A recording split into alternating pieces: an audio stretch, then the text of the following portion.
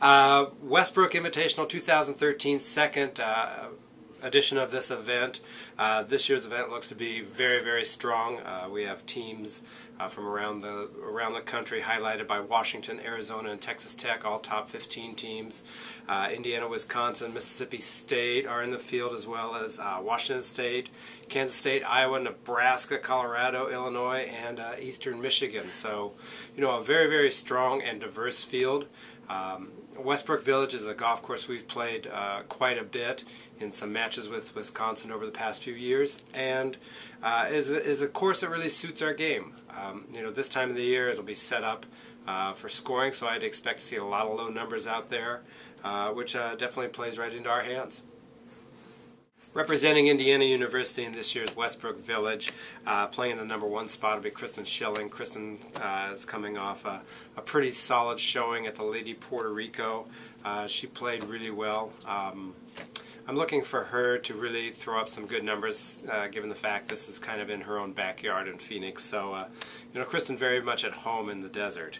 Elizabeth Tong is playing in the 2 spot. Elizabeth has had just an outstanding year so far. I know that she wants to improve on her performance out in Puerto Rico, and I look for ET to be very solid this week down in Arizona.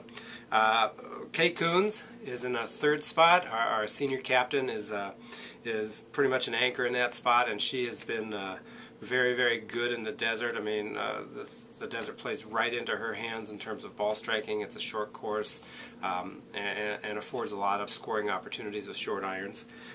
Rosie Davies is in the 4th spot. Another return trip to the desert for Rosie.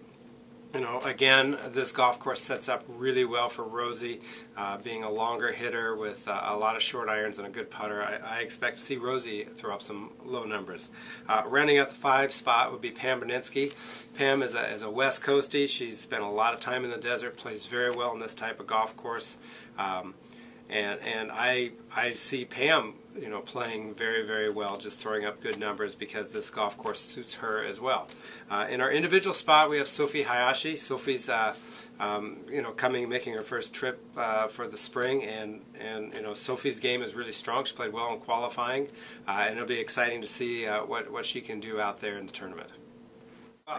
You know, when you're talking about you know, positives in play, I mean, Puerto Rico obviously, from a scoring standpoint, wasn't what we had hoped for. We got better each day. Our ball striking got better each day. Our putting got better each day. So the things that we were doing got better each day. We just didn't really convert it into scores. Puerto Rico also gave us a couple of things. One, a very good measuring stick as to where we need to really work to improve ourselves. You know, a big focus for us this year has been scoring opportunities.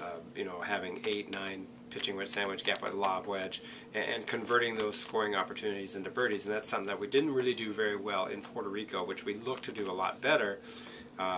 You know, this weekend down in Phoenix. The second part is that, you know, kind of gave us a measuring stick, even though this wasn't our best outing, as to where we are and where we can compete on a national level. So, you know, we really kind of took it on the chin there a little bit in Puerto Rico, and I know that fired up the girls quite a bit. And, you know, I look for us to come out playing very bold, very confidently, and really throwing up some good numbers.